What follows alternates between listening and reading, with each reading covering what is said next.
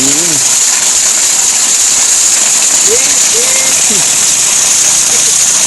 Talaga nag-leak lang doon. Lalakas pa ito pag yung mga leak na iba, yung maliliit. Oo. Buti naman nagkaroon na. Nakakas na. Salamat naman.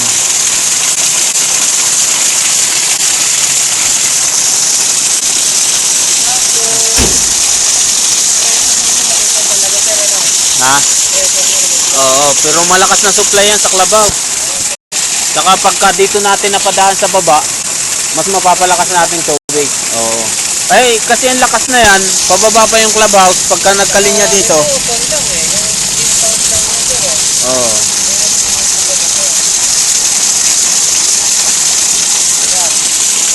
Salamat naman nagkaroon na.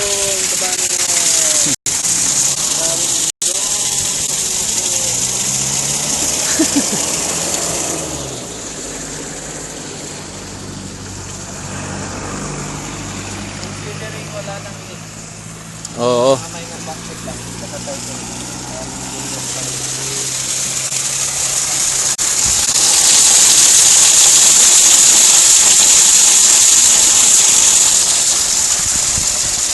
Malakas ang tubig sa clubhouse pagka nakakuan.